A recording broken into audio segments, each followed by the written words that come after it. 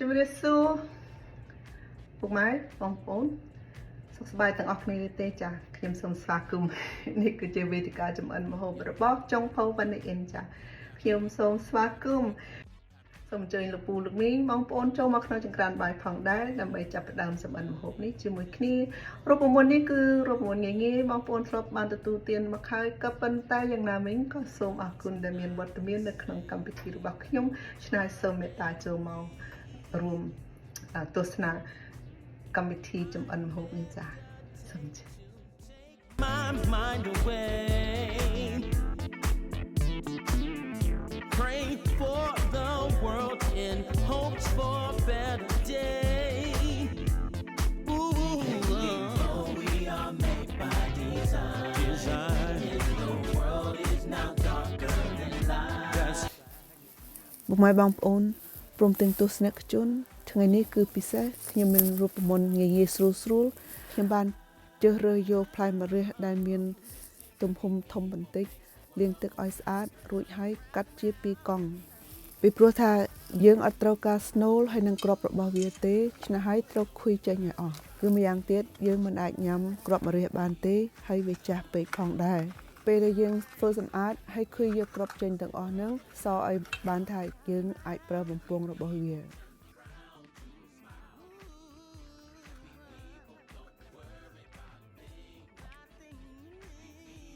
ចាថ្ងៃនេះចុងភៅនាងខ្ញុំប្រើម្រះតែ2ផ្លែទេចាអត់បានស្ងោរច្រើនពីព្រោះថាវាមានរសជាតិល្វីងចៅរបស់ខ្ញុំគេអត់ចូលចិត្តញ៉ាំទេតើពុកម៉ែបងប្អូនចូលចិត្តញ៉ាំម្រះឬអត់ពីព្រោះថាវាមានរសជាតិល្វីងក៏ប៉ុន្តែមានសារធាតុជាឱសថបាននៅឯប្រទេសចិនវិញ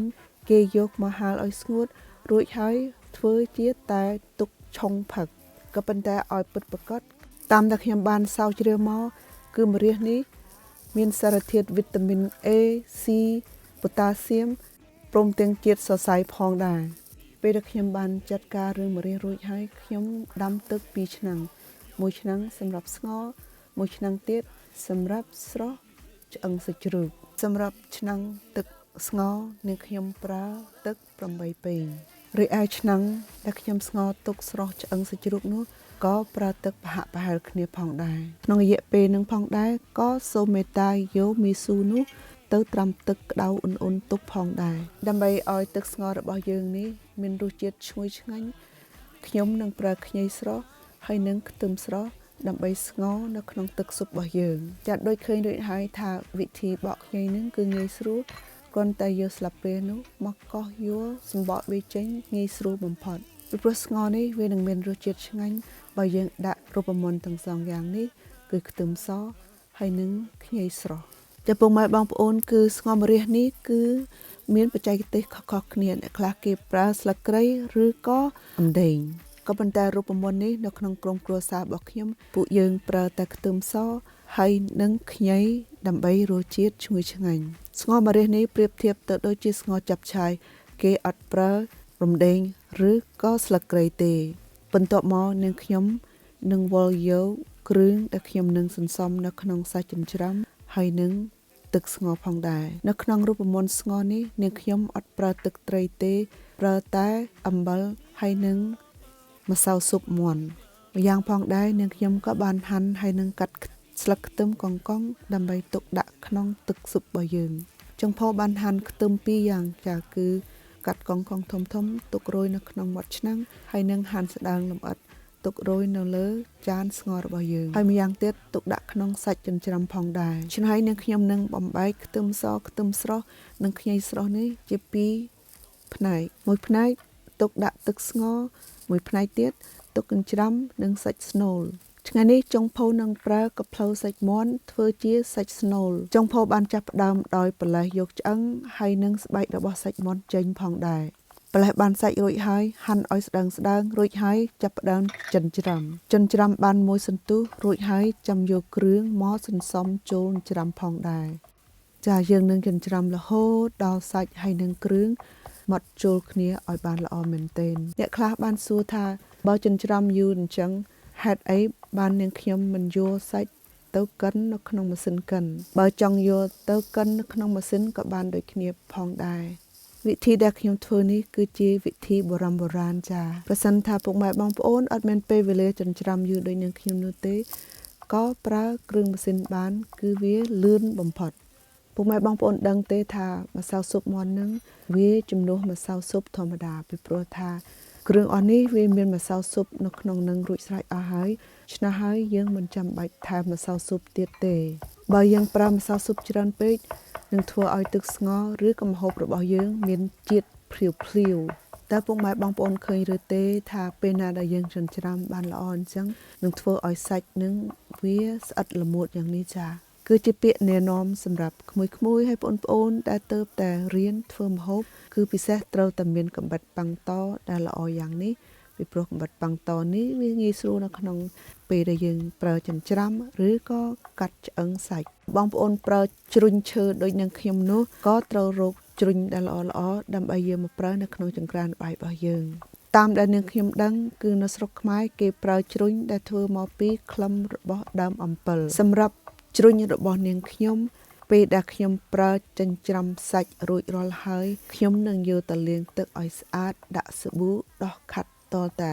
ស្អាតល្អមែនទែនរួចហើយខ្ញុំនឹងយកអំបិលរោយពីលើការពារកុំឲ្យវាខូចបើពុកម៉ែបងប្អូនមានជ្រុញនៅឯផ្ទះដែលវាពុកហើយចាស់ទៀតសូមមេត្តាកុំប្រើវាចោលវាទៅទិញមកថ្មីចាពុកម៉ែបងប្អូនខ្ញុំបានចិញ្ច្រាំមីស៊ូនៅក្នុងសាច់រួចរាល់អស់ហើយឆ្នះហើយសាច់របស់ខ្ញុំក៏ល្អិតល្មមដែរចាក្នុងគណៈនេះផងដែរក៏ដល់ពេលវេលាដែលខ្ញុំត្រូវញាត់ស្នូលចូលនៅក្នុងម្រះអ្នកខ្លះសួរផងដែរថាពេលដែលនាងខ្ញុំប្រើដៃប៉ះសាច់ចាប់សាច់ហេតុអីបានមិនប្រើស្រោមដៃចាពិតមែនហើយបើបងប្អូនមានជំនាញទេប្រើស្រោមដៃក៏ប្រសើរមួយយ៉ាងដែរសម្រាប់នាងខ្ញុំគឺពេលដែលប្រើស្រោមដៃគឺវាទាស់ខ្លាំងពេកឆ្នៃហើយបើខ្ញុំប៉ះសាច់ចាប់សាច់រួចរាល់អស់ហើយខ្ញុំនឹងប្រើសាប៊ូហើយនឹងច្រាសដោះខាត់ម្រាមដៃកញ្ចក់ដៃរបស់ខ្ញុំតលតែស្អាតចាខ្ញុំចូលចិត្តញាត់ស្នូលនេះហើយឲ្យវាលៀនចេញមកបន្តិចបានវាឃើញគួរឲ្យឆ្ងាញ់បើមិនអញ្ចឹងទេខ្ញុំអាចលុញសាច់ដុំដាក់ស្ងោខាងក្រៅបានដូចគ្នាការពិតទៅអ្នកខ្លះគេអត់ប្រើស្នូលទេចាគឺគេកាត់ម្រះកង់ហើយនឹងលុញសាច់ដុំរួចហើយស្ងោជុំគ្នាការណែនាំសម្រាប់បងប្អូនក្មួយៗជំនាន់ក្រោយថាអត់ចូលចិត្តស្ងោម្រះនោះទេក៏អាចជំនួសជាមួយត្រសក់បានហើយខុយយកគ្រាប់វាចេញដូចម្រះអញ្ចឹងផងដែរហើយមានបច្ចេកទេសផ្សេងទៀតគឺអាចយកទៅវិចជាមួយស្លឹកស្ពៃក្តបឬក៏ម្ទេសផ្លោកចានេះគឺជាបច្ចេកទេសហើយនឹងជារសជាតិនិយមរបស់បុគ្គលអ្នកមួយថ្ងៃនេះមិនគ្រាន់តែខ្ញុំមានស្នូលសាច់មាន់ដែលឈ្ងុយឆ្ងាញ់នោះទេម្យ៉ាងទៀតខ្ញុំបានបន្ថែមនៃឆ្អឹងជំនីសាច់ជ្រូកផងដែរចាពិតមែនហើយថ្ងៃនេះមិនគ្រាន់តែខ្ញុំមានស្នូលសាច់មាន់ដែលខ្ញុំញាត់ចូលម្រះនេះទេចានៅក្នុងក្រៅឆ្នាំងទៀតគឺខ្ញុំនឹងប្រើឆ្អឹងជំនីសាច់ជ្រូកផងដែរចាបន្ទាប់មកគឺចុងភៅនឹងយកឆ្អឹងជំនីសាច់ជ្រូកនេះទៅស្រោះជាមួយទឹកក្តៅកំពុងពុះនេះចាពុកម៉ែបងប្អូនការដែលយកឆ្អឹងជំនីសាច់ជ្រូកសាច់គោឬក៏សាច់មាន់យកទៅស្រោះជាមួយទឹកក្តៅសិនដើម្បីលុបលាងនៃភាពកង្វក់ហើយឈាមរបស់សាច់ទាំងអស់នឹងផងដែរនឹងធ្វើឲ្យទឹកស្ងោរឬទឹកស៊ុបរបស់យើងមានជាតិថ្លាគួរឲ្យឆ្ងាញ់ជាងចាំមានទស្សនិកជនហើយនឹងប្រិយមិត្តខ្លះបានសួរខ្ញុំថាប្រសិនថាយកសាច់ទៅស្រោះជាមួយទឹកក្តៅអញ្ចឹងមិនធ្វើឲ្យវាអស់រសជាតិទេឬអីចានឹងគឺជាការចំណូលរបស់បុគ្គលមួយចាប្រសិនថាខ្លាចអស់រសជាតិទេក៏មិនចាំបាច់យកទៅស្រោះទឹកក្តៅប្រសិនថាពុកម៉ែបងប្អូនធ្វើតាមរបៀបរបស់ខ្ញុំនេះនឹងធ្វើឲ្យទឹកស៊ុបថ្លាក៏ប៉ុន្តែមិនខ្វះរសជាតិអ្វីកន្លែងណាសោះឡើយដើម្បីលទ្ធផលល្អគឺយកទៅស្រោះនៅក្នុងទឹកកំពុងតែពុះខ្លាំងហើយស្រោះតែមួយផ្លេតទេបើទឹកសាច់រំពុះរួចហើយមកត្រងដាក់ក្នុងកញ្ច្រែងហើយលាងទឹកត្រជាក់តលតែអស់កាកឬក៏សំណល់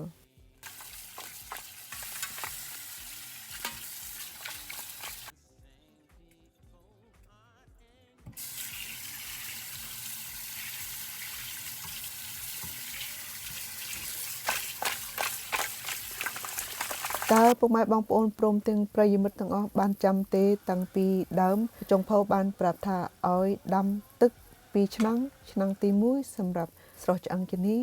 ឯមួយឆ្នាំងទៀតគឺសម្រាប់ទឹកស្ងោរចាឆ្នេះឲ្យសឹមបំបែមើលឆ្នាំងស្ងោររបស់យើងគឺទឹកកំប៉ុងពុះរមុំឆ្នេះឲ្យខ្ញុំបានបដាក់ចូលនៅខ្ញីដែលយើងបានហាន់ទុកបំបាញ់វិញព្រមទាំងខ្ទឹមសដែលខ្ញុំបានដំវាជាដុំធំក្នុងថ្នាក់នេះផងដែរគឺទឹកកំប៉ុងពុះយ៉ាងល្អមែនទែនឆ្នេះឲ្យចុងភៅនិងបដាក់ចូលឆ្អឹងជំនីឥឡូវនេះឥឡូវប្រិយមិត្តព្រមទាំងទស្សនិកជនទាំងគ្រប់រូបតើមានឃើញទេថាពេលដែលខ្ញុំចាក់យកចំអឹងជំនីសាច់ជ្រូកចូលគឺអត់មានពពុះឬក៏ទឹកលម្អកសោះចាបើមានពពុះគឺមកពីសាច់ស្នូលឬក៏គ្រឿងផ្សេងទៀតចាឥឡូវនេះចុងភៅនឹងបិទគម្របវាទុកឲ្យវាពុះមួយសន្ទុះធំដើម្បីនឹងដាក់ចូលតាំងម៉ែចាវិធីកំឡុចស្ករនេះគឺងាយស្រួលបំផុតគឺគ្រាន់តែយកកូនឆ្នាំងទូចមកបើកភ្លើងអន់រួចហើយចាក់ស្ករចូលហើយនឹងកំឡោចវាតតែមានសម្បល់ក្រហមយ៉ាងនេះចា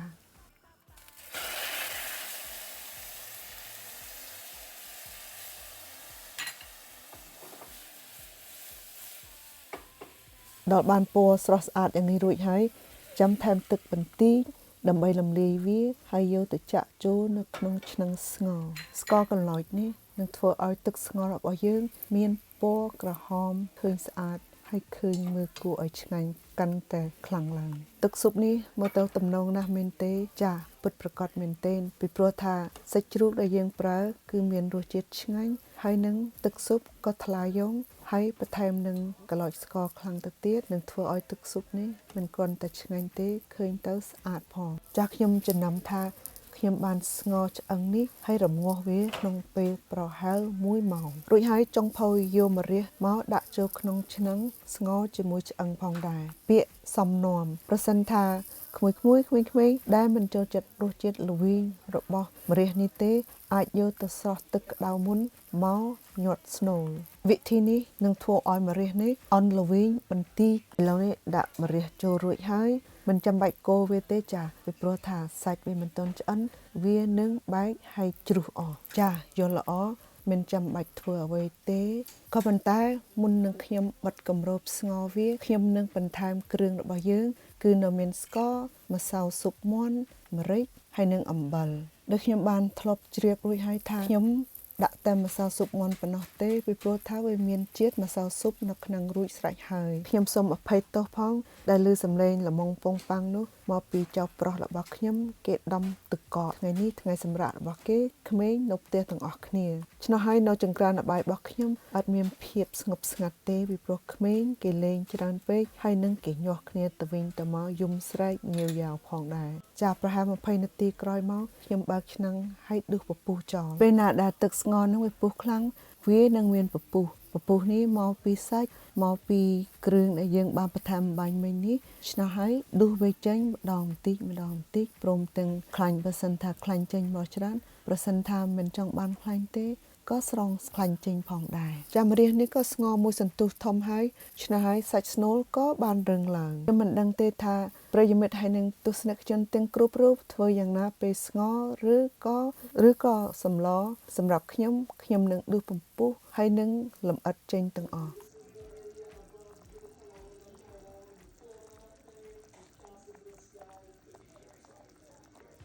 ខ្ញុំកាក់ស្មានពេលវេលាស្ងោរម្រះនេះតែខ្ញុំដាក់ម្រះចូលនេះប្រហែល1ម៉ោងខ្ញុំបាន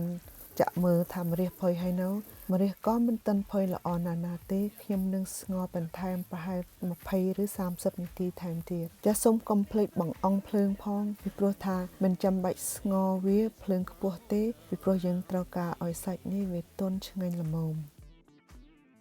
ស្ងោរម្រះថ្ងៃនេះក៏ឆ្អិនរួចរាល់អស់ហើយខ្ញុំចង់សូមអញ្ជើញពុកម៉ែបងប្អូនហើយនិងទស្សនិកជនទាំងគ្រប់រូបឲ្យមកមើលមុខមាត់ស្ងោរម្រះរបស់ខ្ញុំទោះបីតែខ្ញុំអត់មានរូបមន្តដើមពីព្រោះគ្រឿងផ្សំនឹងវាខ្វះខាតនៅសហរដ្ឋនេះក៏ប៉ុន្តែខ្ញុំបានប្រើគ្រឿងក្រូចដែលខ្ញុំអាចសន្សំរកបានស្ងោរថ្ងៃនេះក៏វាឆ្ងាញ់មានរសជាតិដែរពីព្រោះខ្ញុំស្ងោរជាមួយសាច់ឆ្អឹងសាច់ជ្រូកហើយនឹងខ្ញុំប្រើស្នូលវាខ្ញុំប្រើសាច់មាន់ច្រាំក៏មិនមានរូបមន្តបងប្អូនប្រើនៅស្រុកខ្មែរក៏ប៉ុន្តែជារូបមន្តដែលខ្ញុំប្រើនៅសហរដ្ឋនោះហើយសូមអញ្ជើញមកមើលស្ងោរម្រះខ្ញុំវាឆ្អិនរួចរាល់ហើយខ្ញុំនឹងដួសជូនម្ដាយរបស់ខ្ញុំពីព្រោះមើលទៅគាត់ ចង់ទទួលទានដែរខ្ញុំនឹងដួសម្ចានដើម្បីចែកជូនឲ្យម្ដាយរបស់ខ្ញុំចាសូមអញ្ជើញមកមើលមុខមាត់ស្ងោរម្រះរបស់ខ្ញុំ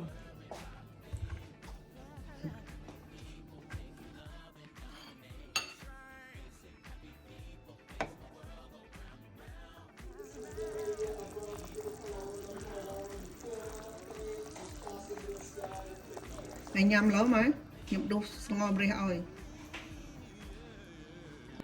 ខ្ញុំពេលខ្ញុំខំម្រះខ្ញុំតែងតែធ្វើម៉េចឲ្យម្រះនឹងវាផុយល្មមកុំឲ្យវាលួយពេកទស្សនិកជនព្រមទាំងប្រិយមិត្តទាំងឡាយឃើញទេថាស្នូលរបស់ខ្ញុំនេះអត់មានជ្រុះអត់មានផុយអត់មានរលួយទៅណាទេចាវាឆ្អិនផុយល្មមអត់មានផុយលលេះលលួយអ្វីទាំងអស់គឺឆ្អិន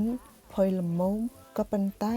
នៅមានជាប់ដុំជាមួយគ្នាទាំងអស់បច្ចេកទេសដែលពិសេសគឺខ្ញុំអត់បានគោស្ងោរនេះខ្លាំងពេកឥឡូវនេះម្រះក៏ឆ្អិនផុយល្មមគួរឲ្យឆ្ងាញ់ហើយនឹងឈ្ងុយផងដែរឥឡូវនេះខ្ញុំនឹងដួសមួយចាននេះជូនអ្នកម្ដាយរបស់ខ្ញុំពីព្រោះគាត់កំពុងតែរងចាំស្ងោរម្រះអ្នកម្ដាយរបស់ខ្ញុំគាត់ជារាច្រើនហើយគាត់អត់ទទួលទានច្រើនទេឆ្នៃគាត់ចង់បានតែមួយដុំខ្ញុំនឹងកាត់កង់ជូនគាត់ហើយម្យ៉ាងទៀតធ្មេញរបស់គាត់ក៏មិនសូវរឹងមាំឆ្នៃស្ងោរមួយចាននេះនឹងធ្វើឲ្យគាត់មានសេចក្តីស្វាហាប់បំផុតគឺពិសេសសាច់ជ្រូកដែលផុយល្មមគាត់នឹងចូលចិត្តផងដែរចាក្រៅពីស្ងោរម្រះមួយចាននេះខ្ញុំក៏បានចៀនត្រីងៀតត្រីរ៉ស់ផងដែរស្ងោរម្រះនេះមិនគ្រាន់តែល្អមើលហើយគួរឲ្យឆ្ងាញ់តែខាងក្រៅទេខាងក្នុងក៏ល្អមើលដូចគ្នាដែរចាពេលដែលយើងកាត់ស្ងោរម្រះរបស់យើងឲ្យមានរបៀបរៀបរយយ៉ាងនេះ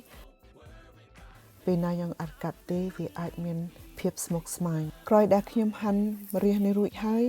ខ្ញុំនឹងយកម្រេច1រោយពីលើ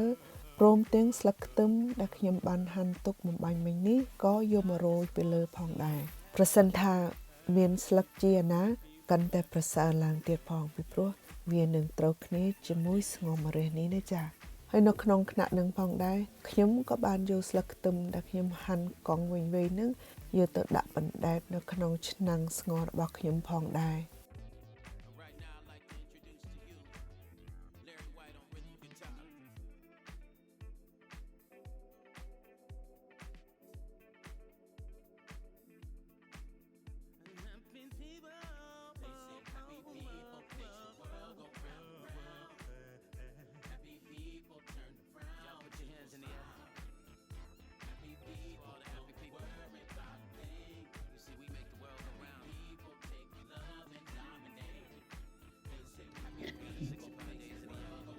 ខ្ញុំនឹងញ៉ាំស្ងោរម្រះថ្ងៃនេះម្រះដែលខ្ញុំស្ងោរឥឡូវខ្ញុំបានញ៉ាំហើយបានមួយកូនចាន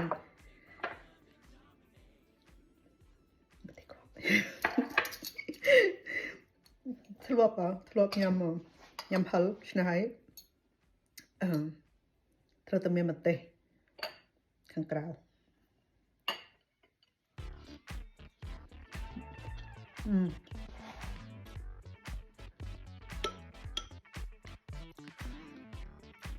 ស៊ុបឆ្ងាញ់មែនទែនពីព្រោះវាមានរសជាតិ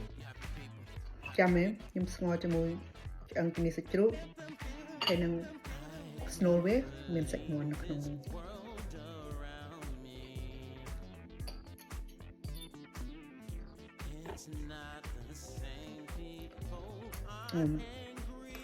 ឆ្អឹងជំនីសាច់ជ្រូកនេះគឺវាឆ្អិនឲ្យផុយល្អមែនទែនឆ្នៃឆ្អឹងវាជ្រុះទៅដល់